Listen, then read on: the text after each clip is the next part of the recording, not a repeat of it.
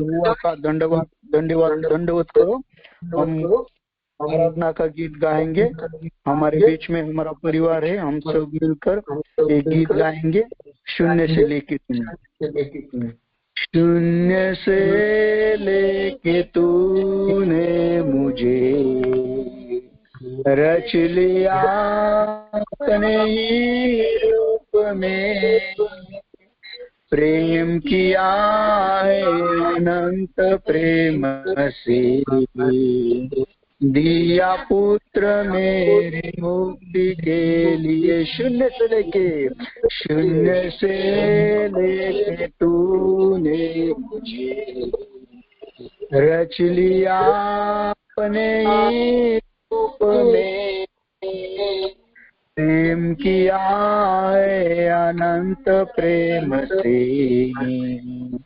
दिया पुत्र मेरे मुक्ति के लिए। अनोखा प्यार है तेरा, करूँगा स्तुति तेरी मैं सर्वदा। अनोखा प्यार तेरा, करूँगा स्तुति तेरी मैं सर्वदा। जग में आया यीशु स्वर्ग छोड़कर, मेरा सारा दंड सह लिया उसने, कोड़े खाकर क्रूस उठाकर यीशु ने मुझे मुक्ति और चंगाई दे दिए। जग में आया यीशु, जग में आया यीशु स्वर्ग छोड़कर, मेरा सारा दंड सह लिया उसने, कोड़े खाकर क्रूस उठाकर यीशु ने मुझे मुक्ति और चंगाई दे दिए। अनोखा प्यार तेरा, करूँगा स्तुति तेरी मैं सर्वदा। अनोखा प्यार, अनोखा प्यार तेरा, करूँगा स्तुति तेरी मैं सर्वदा। अन्न वस्त्र और सभी आशीषें दिए तूने मुझे भरपूर से, खतर और सभी मुसीबतों से आग की पुतली जैसे संभाला मुझे। अन्न वस्त्र और सभी आशीषें दिए तूने मुझे भरपूर से, खतर और सभी मुसीबतों से आग की पुतली जैसे संभाला मुझे। अनोखा प्यार तेरा, करूँगा स्तुति तेरी मैं सर्वदा। अनोखा प्यार तेरा, करूँगा स्तुति तेरी मैं सर्वदा।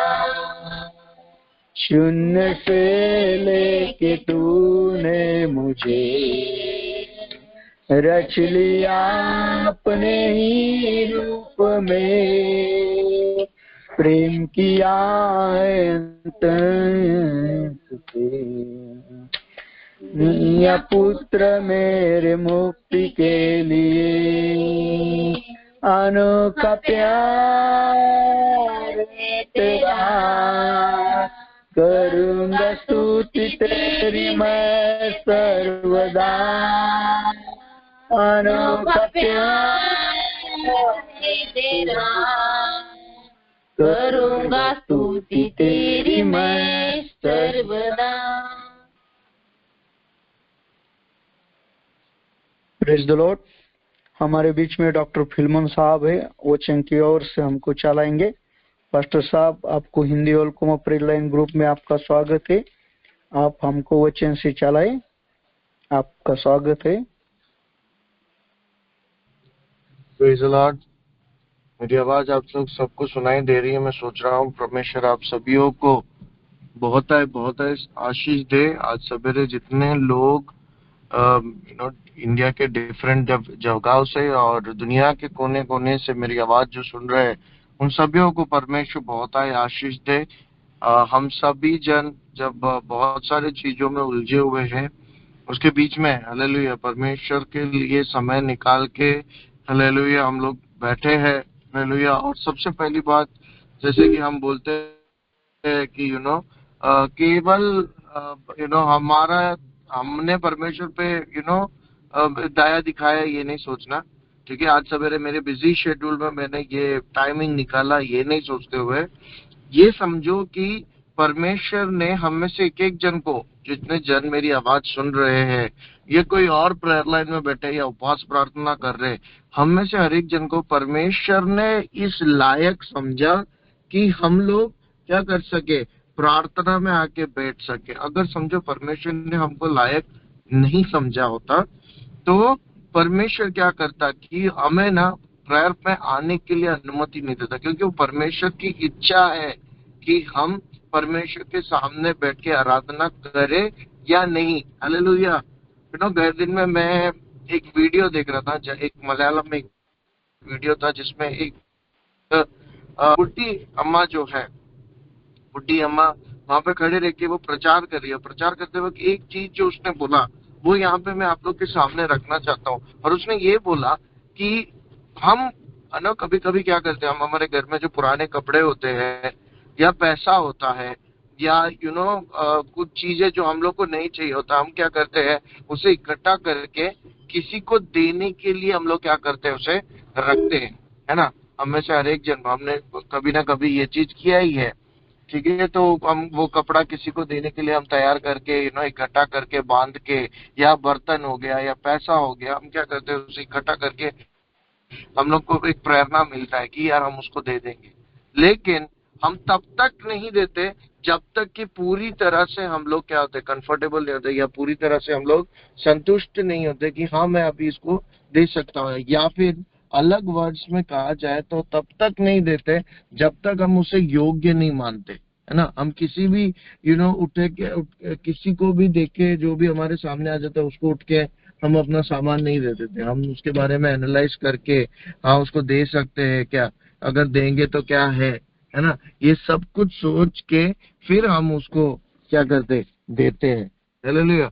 तो वो अम्मची, वो जो बुढ़ी औरत है, अम्मा है, वो एक ये बात उधर स्पेसिफाई कर रही थी कि परमेश्वर भी ऐसा है। परमेश्वर के सामने उसके सारे बच्चे जो है, दुनिया के कोने कोने में बैठे हुए लोग जो है, हम लोग सब लोग प्रार्थना करते, बहुत शायद एक ही विषय के लिए होगा, शायद डिफरेंट विषय के लिए होगा, लेकिन परमेश्वर हमें योग्य मानता है क्या कि परमेश्वर हमें वो चीज दे सके।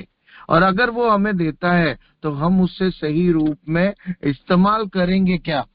हालेलुया। ये सब देखने के बाद ही परमेश्वर क्या करता है, हमें से एक एक जन को आशीष देता है। तो कभी कभी जब हमें आंसर नहीं मिलता, हम क्या बोलते थे, रेस्टलेस हो जाते, हम बोलते क्यों ऐसा। तभी एक बात समझना चाहिए, परमेश्वर ने मुझे अभी तक क्या किया है, योग्य नहीं माना है। जब वो योग्य मान जाएगा, उसको पता चल जाएगा कि यार इससे ज्यादा ये कुछ करने नहीं वाला है, अगर मैं इसको दूंगा तो भी वो उपयोगी करेगा और मेरे लिए, मेरे नाम की महिमा के लिए एक उपयोगदायक पात्र होगा करके जब परमेश्वर को पता चलेगा, तब जाकर परमेश्वर क्या करेगा, आप में से हर एक जन को आशीष देगा। आज उसी से रिलेटेड मैं एक वचन आप लोग सबके सामने रखना चाहता हूं, और वो ये है कि परमेश्वर क्या, सबोपदेशक का पुस्तक उसका 4था अध्याय में, एक्लेशियस उसका 4 में, उपदेशक का पुस्तक उसका 4था अध्याय में ऐसा लिखा गया है कि इस दुनिया में जो है, उसके पहला वचन से लेकर उसके 12वां वचन तक जब हम देखेंगे, इस दुनिया में रोना धोना और संकट, क्लेश और क्या बोलते हैं और दुख और दर्द, पीड़ा, ये सब इस दुनिया में लिखा हुआ चीज है। कोई सहायक करने वाला इंसान जो हमें आकर समाधान दे सके। आज की दुनिया में जब हम देखते हैं, हम लोग सब लोग जिम जाते हैं, है ना, जिम जाके या फिर कुछ काम करके या घर पे एक्सरसाइज करके अपने बाहरी शरीर को हम सुंदर रखने की कोशिश करते हैं। थोड़ा पेट बाहर निकल जाता है तो हम टेंशन ले लेते हैं, थोड़ा वेट इससे ज्यादा बढ़ जाता है तो टेंशन ले लेते हैं। आजकल के जवान लड़के लड़की लोग जो है ज्यादा खाना नहीं खाते, खाना एकदम लिमिटेड खा के, चावल नहीं खाना, ये नहीं खाना, तो अगर ज्यादा खा लिया तो घर पे आके उल्टी कर देना। ये सब आजकल बहुत ट्रेंड में है। और सालों से ये चीज चलते आ रहा है। हम अपने शरीर को बाहरी जो दिखावा चीज है उसे हम क्या करते हैं, बहुत अच्छे से रखते हैं। मैं गए दिन में मेरा मेरा जब जीजा जी यहाँ पे आए थे इंडिया में लंदन से, तब उन्होंने मुझसे एक बात कहा कि वहां पे बर्फ गिरता है लंदन में, तो उसकी वजह से हम जैकेट पहन लेते हैं। जैकेट पहनने की वजह से अंदर तुम क्या पहने हो किस कोई देखता नहीं है, लेकिन बाहर तुमने किस कंपनी का जैकेट पहना है ये देखकर तुम्हें जज करने वाले लोग इस दुनिया में हैं। आपने किस कंपनी का जैकेट पहना है, किस कंपनी का शर्ट पहना है, किस कंपनी का शूज पहना है, ये सब देखने वाले लोग इस दुनिया में हैं। हालेलुया। तो बाहरी शारीरिक रूप का जो ब्यूटी है उसको देखने के लिए लोग बैठे हैं, लेकिन हमारे मन ही मन में क्या चल रहा है वो किसी को नहीं पता। हम सामने से हंस लेते। गए दिन में हमारे कॉलेज के जो एक प्रोफेसर साहब है वो टीबी ट्रीटमेंट करते हैं। मेरे पापा जब कोविड में एडमिटेड थे, कोविड में जब पूरी तरह से पापा को जब कोविड हो गया था निमोनिया के साथ में, जब वो डॉक्टर ने आके सबसे पहला मेरे को बोला था कि पापा को तेरे को एडमिट करना पड़ेगा, नहीं तो तेरा पापा कल के दिन नहीं देख पाएंगे करके, है ना। वो डॉक्टर गए हफ्ते फ्राइडे को यहाँ पे कॉन्फ्रेंस था हमारे कॉलेज के पास में ही, तो वो अच्छे खासे गए थे। वहां पे पहुंचते ही उनको गले में दर्द होने लगा। गले में दर्द हुआ तो उन्होंने बोला शायद कुछ इन्फेक्शन हो गया, क्योंकि कोल्ड वेदर है, कुछ इन्फेक्शन हो गया बोल के वो वापस जा रहे थे। लिफ्ट में घुसे कि नहीं, गिर के उनको कार्डियक अरेस्ट आ गया, हार्ट अटैक आके उस लिफ्ट में ही मर गए वो। तो देखो, और वो ज्यादा उम्र के नहीं है, वो खाली 40 या 45 के हो गए। देखो, मैं आपसे ये कहना चाहता हूँ कि बाहरी लुक से ज्यादा अपने मन को समाधान करना। और आज के जमाने में जिस प्रकार से ये दुनिया चल रहा है, कंपटीशन इतना बढ़ चुका है। एक एजुकेशन के बाद दूसरा एजुकेशन, दूसरे के बाद तीसरा एजुकेशन, चौथा पांचवा, जितना एजुकेशन करो कुछ ना कुछ कमी घटी।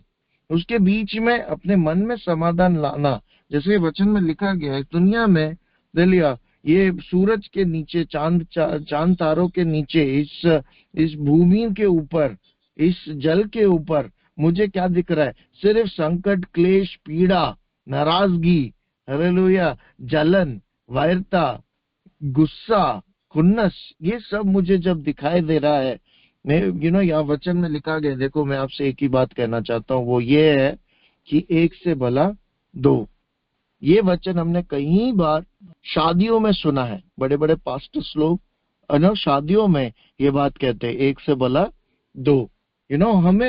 मैं इसमें ये समझता हूँ, हमें इस दुनिया में रखा गया है, जितने पास्टर्स यहाँ पे, जितने विश्वासी मेरी आवाज सुन रहे हैं, जितना जवान लोग, बच्चे लोग मेरी आवाज सुन रहे हैं, मैं एक बात आपसे कहना चाहता हूँ, हम सब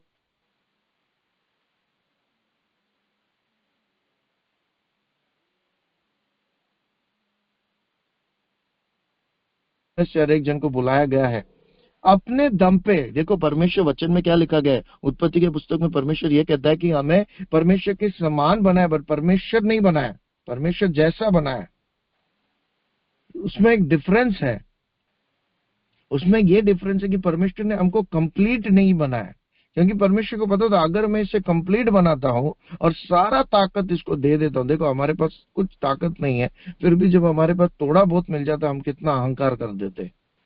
तो जब परमेश्वर की तरह अगर हम बन जाते कि बोलते ही सूरज चांद बन जाएंगे, बोलते ही हम दिन रात एक हो जाता है, बोलते ही हम ऐसा हो जाता है वैसा हो जाता है। ऐसे सब अगर हमारे पास में ताकत होता तो हमारा एटीट्यूड किस लेवल पे होता।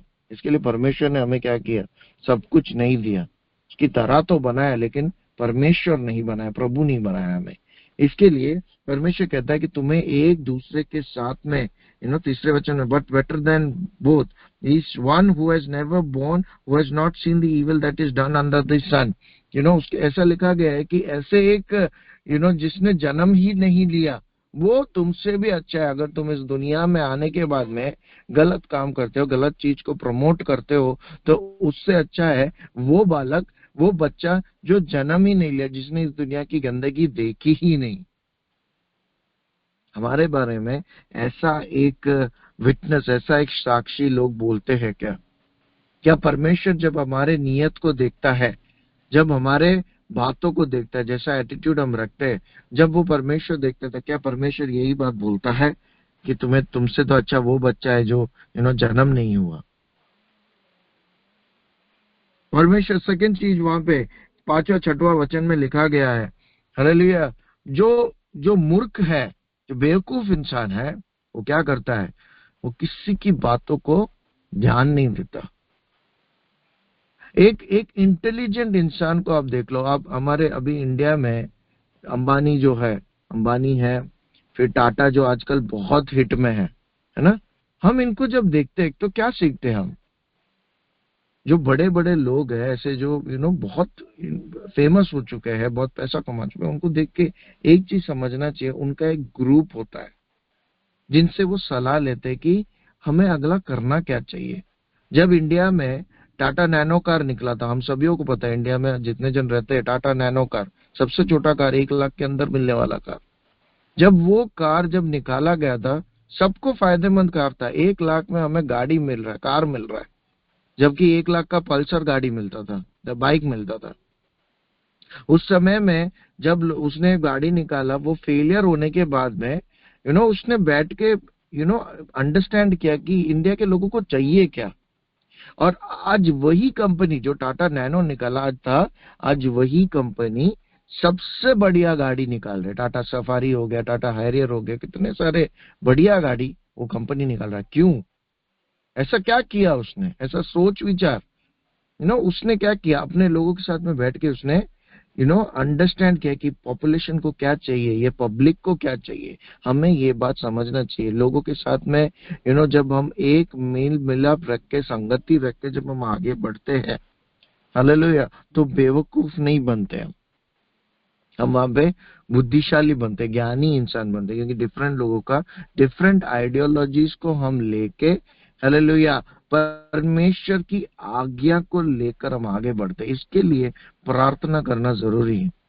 देखो, दुनिया वाले चीजें बहुत कुछ मिल जाएंगे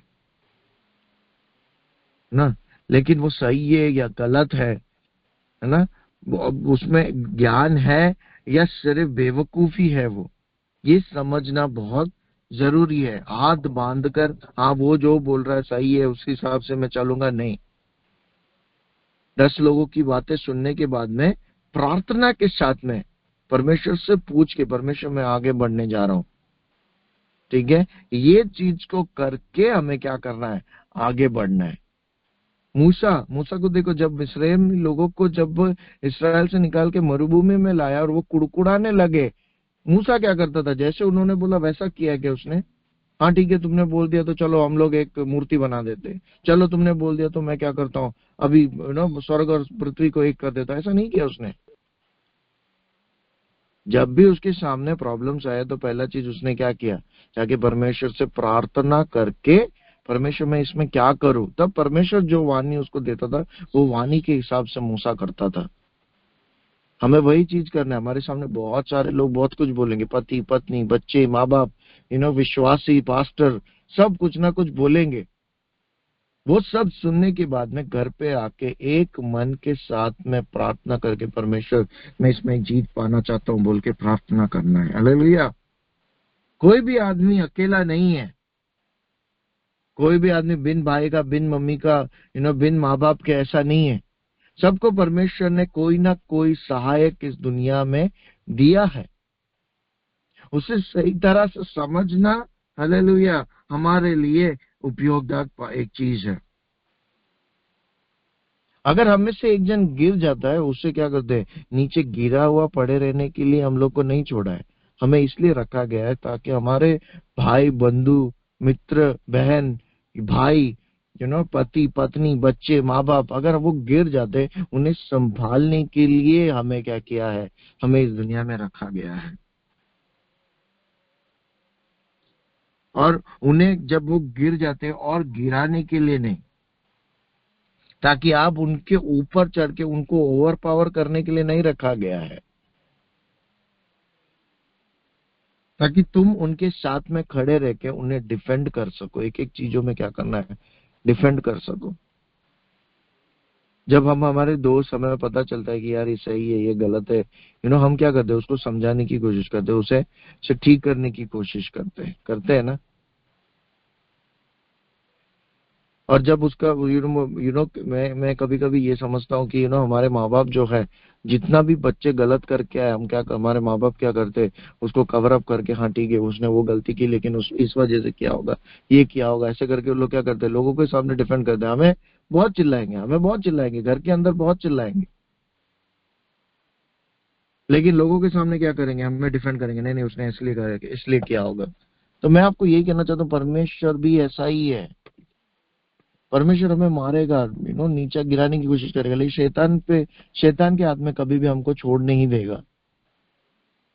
लेकिन हम लोग क्या करते हैं, उसको टेकन फॉर ग्रांटेड कर देते हैं।